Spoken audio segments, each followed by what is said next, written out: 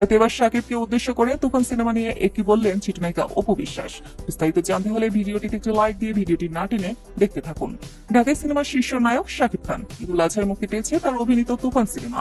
ইতিমধ্যেই এটি ব্লকবাস্টার তকমা পেতে যাচ্ছে।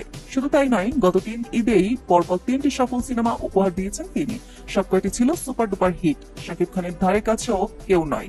দুই বাংলাতেই টক্কর দিচ্ছেন শাকিব খান। তাই তো চিত্রনায়িকা অপু বিশ্বাস জানিয়েছেন, শাকিব খান যদি আমাদেরকে একটিবার সুযোগ দিত তাহলে অবশ্যই তার সাথে সিনেমাটি অভিনয় করতাম, কিন্তু তার আমাদের উপর অনেক ক্ষোভ ও রাগ রয়েছে, যে কারণে আমাদেরকে তার থেকে দূরে সরিয়ে রেখেছে। তাই নিজের ক্যারিয়ার, ভক্ত অনুরাগী, ঢাকায় সিনেমা ইন্ডাস্ট্রির বিভিন্ন প্রসঙ্গ নিয়ে কথা বলেন শাকিব।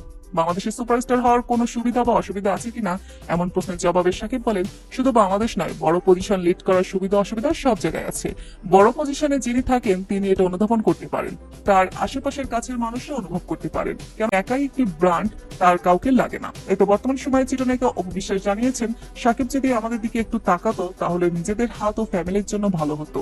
তাই তো বর্তমান সময়ে অপু বিশ্বাসের এমন কথাতে রীতিমতন হইচই পড়েছে মিডিয়া পাড়াতে। তো বন্ধুরা, শাকিবকে নিয়ে অপু বিশ্বাসের এমন মন্তব্য, আপনাদের মতামত কি? আর আপনারা কি চান শাকিব খান অপু